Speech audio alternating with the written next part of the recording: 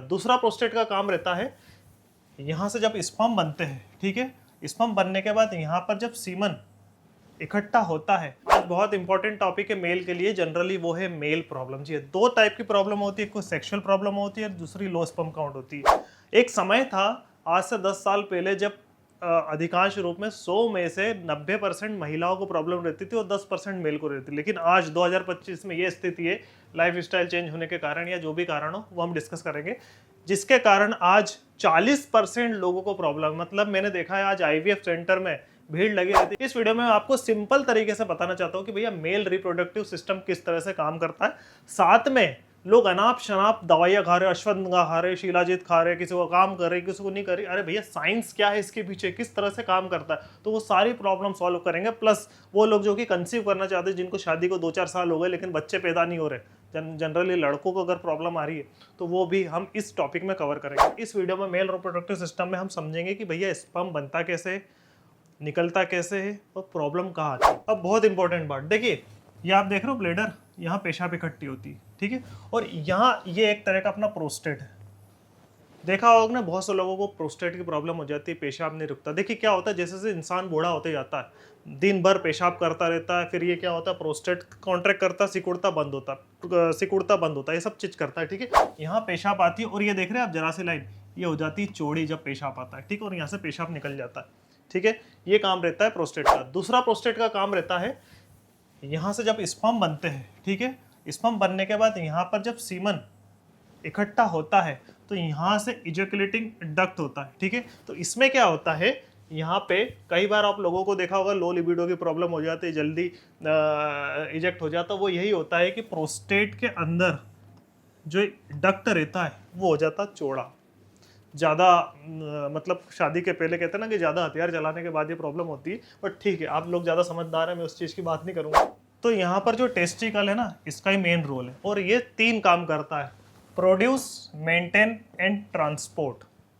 बनाता है, उसको मेंटेन करता है और निकालता है। क्या बनाता है और निकालता है? स्पर्म सेल और सीमन, ठीक है। स्पर्म सेल क्या होता है, स्पर्म, और सीमन मतलब वो स्पर्म के आसपास का जो पानी रहता है, जो लिक्विड पानी, उसको सीमन कहते हैं। और वो लिक्विड होना जरूरी है, अगर वो लिक्विड नहीं होगा स्पर्म के आसपास तो क्या होगा, कंसीव नहीं हो पाएगा, आप जो स्पर्म है वो फ्लो नहीं कर पाएंगे। दूसरा काम रहता है उसका डिस्चार्ज स्पर्म, ठीक है, यहाँ से जब स्पर्म निकलता है, ठीक है, और यहाँ से जब वो जाता है, ये भी मेल रिप्रोडक्टिव सिस्टम में आता है। और तीसरा product and secret of male sex hormone, product करना, सीक्रेट करना मेल सेक्स हार्मोन, जिसको कहते हैं हम टेस्टोस्टेरोन। आदमियों का जो मेन हार्मोन रहता है वो है टेस्टोस्टेरोन। कुल मिला के देखे जाए तो मेल रिप्रोडक्टिव सिस्टम सिर्फ डिपेंड करता है मेनली हार्मोन्स पे। अगर आपके हार्मोन बैलेंस है, अच्छे है, तो आपको कोई भी प्रॉब्लम नहीं हो। 3 तरह के हार्मोन्स होते हैं, फॉलिकल स्टिमुलेटिंग हार्मोन, दूसरा ल्यूटिनाइजिंग हार्मोन और तीसरा होता है टेस्टोस्टेरोन। लोग जनरली टेस्टोस्टेरोन को प्रीफर करते हैं कि टेस्टोस्टेरोन अगर हम बढ़ा लेंगे, हेल्दी कर देंगे तो हमारी जितनी भी सेक्स प्रॉब्लम है या बच्चा पैदा करने की प्रॉब्लम सॉल्व हो जाएगी। नहीं, ऐसा नहीं है।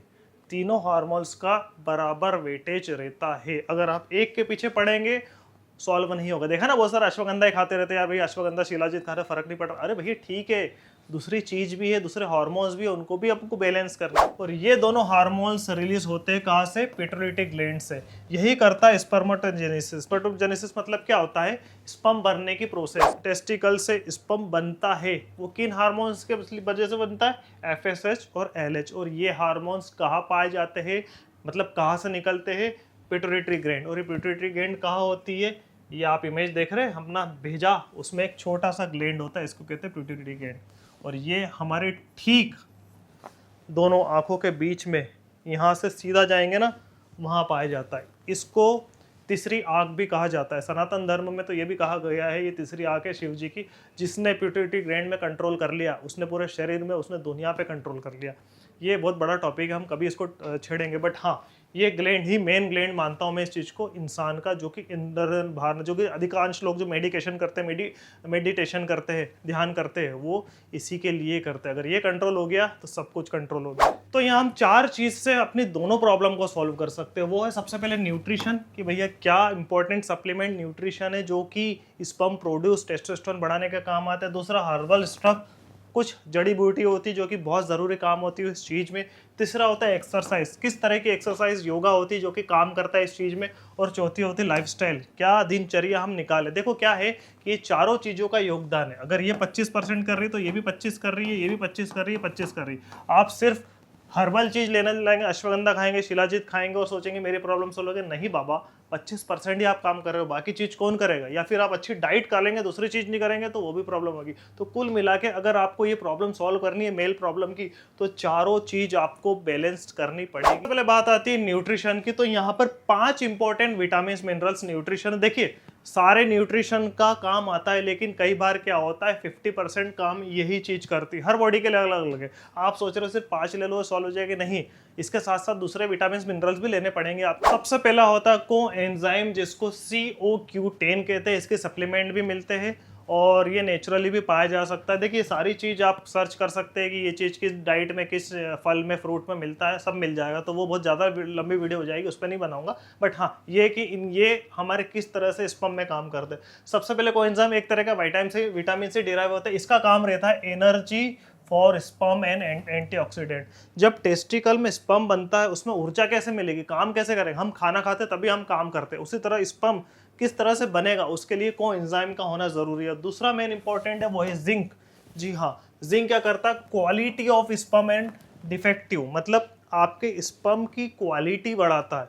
जितने अच्छी क्वालिटी का स्पर्म रहेगा उतने अच्छे आपका कंसीव बेबी होने के चांस होंगे। और दूसरा डिफेक्टिव, कई बार क्या होता है स्पर्म बनते हैं और डिफेक्टिव भी रहते हैं, गंदे बन गए, अपाइज बन गए, तो उनको हटाता है। तीसरा विटामिन सी, ये मोटिलिटी एंड मॉर्फोलॉजी में काम करता है। मोटिलिटी और मॉर्फोलॉजी मतलब, ये मॉर्फोलॉजी मतलब आपके स्पर्म का शेप। ये देखिए ये बहुत हेल्दी स्पर्म है, ये अनहेल्दी स्पर्म है, इसका मुंह ही आधा है, ठीक है। कुछ स्पर्म रहते हैं जिसके 2-2 पूंछ रहती है, कुछ स्पर्म रहते हैं जिसके 2-2 मुंह रहते हैं, कुछ स्पर्म रहते हैं जिसके 2-2 पूंछ 2-2 मुंह रहते हैं, कुछ स्पर्म रहते हैं जिसका आधा ही मुंह रहता है और 3 पूंछ रहती।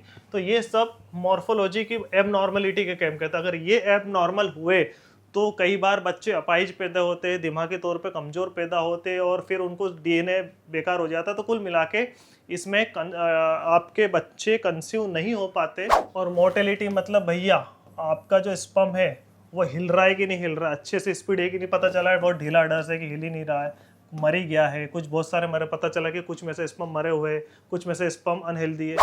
चौथा मेन इंपॉर्टेंट है L-कार्टिनाइन, ठीक है। ये जिम में यूज होता है बट इसका मेन इंपॉर्टेंट स्पर्म के लिए भी काम होता है। ये करता है स्पर्म का DNA को अच्छे से करता है, साथ में फर्टिलाइजेशन करता है। क्या होता है, स्पर्म का DNA अगर अच्छा होगा तो वो जब कंसीव करेंगे और जब वो ओवम से जाके मिलेगा तो वो एक हेल्दी कंसीवनेस में काम आएगा। दूसरा फर्टिलाइजेशन में काम आता है। मतलब फर्टिलाइजेशन को एग्जांपल के तौर पे समझा सकता हूँ मैं।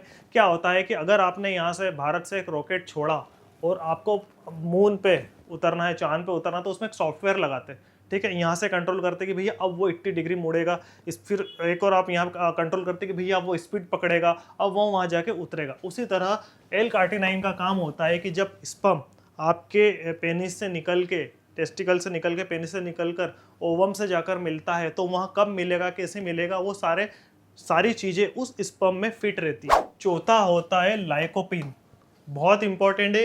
ये वॉल्यूम और कॉन्सेंट्रेशन में काम करता है। भैया आपका स्पर्म है, उसमें वॉल्यूम कितना है और कितना ज़्यादा गाढ़ापन है कि नहीं, ज़्यादा पानी तो नहीं है, ज़्यादा पतला तो नहीं है, ज़्यादा गाढ़ा तो नहीं है, मतलब स्पर्म और सीमम की डेंसिटी और वॉल्यूम वो कंट्रोल करता है लाइकोपिन। इसके अलावा बहुत सारे विटामिन ए होते हैं, विटामिन बी होते हैं, विटामिन फलाना होता है, ढिमकाना, तो सब काम आते हैं, जिंक मिनरल सब काम आते हैं। बट हाँ, जनरली ये 4-5 तरह के विटामिन और मिनरल्स और न्यूट्रिएंट है जो कि स्पर्म प्रोडक्शन में काम आते हैं। और सबसे बेस्ट सप्लीमेंट न्यूट्रिशन के लिंक मैंने नीचे डिस्क्रिप्शन में दी है, अगर आप लेना चाहते हैं तो नीचे से ले सकते हैं। अब बात आती है वो हर्बल चीज जो स्पर्म काउंट उसके साथ साथ हार्मोन को बैलेंस करता है। वो क्या है, अश्वगंधा, शतावर, सफ़ेद मूसली, शुद्ध कोच के बीज और शिलाजीत।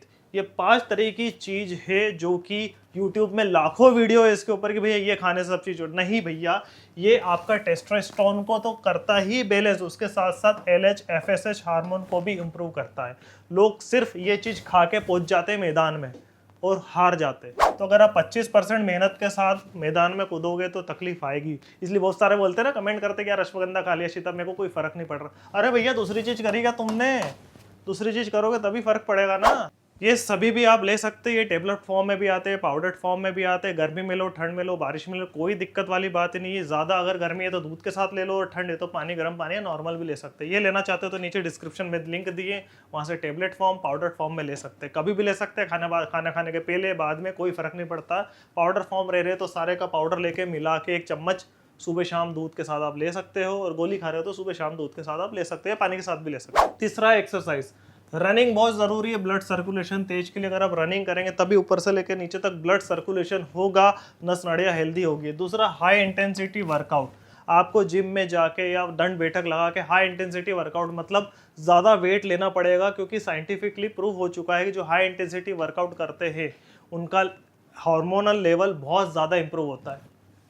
तीसरा मोस्ट इंपॉर्टेंट वो हो गया योगा एंड पोज, मतलब आसन। ठीक है, योगा में आप कपालभाति, अनुलोम विलोम ये सब कर सकते हो, बट जनरली कपालभाति जो रहता है वो आपके मेल रिप्रोडक्टिव सिस्टम के लिए बहुत इंपॉर्टेंट है। अगर आप सिर्फ 10 मिनट कर लेंगे ना, आप ही पता चल जाएगा कि भाई यहाँ फर्क पड़ रहा है। दूसरा, नौली क्रिया, ये पूरे आपके रिप्रोडक्टिव सिस्टम के लिए ही बना है मेरे हिसाब से।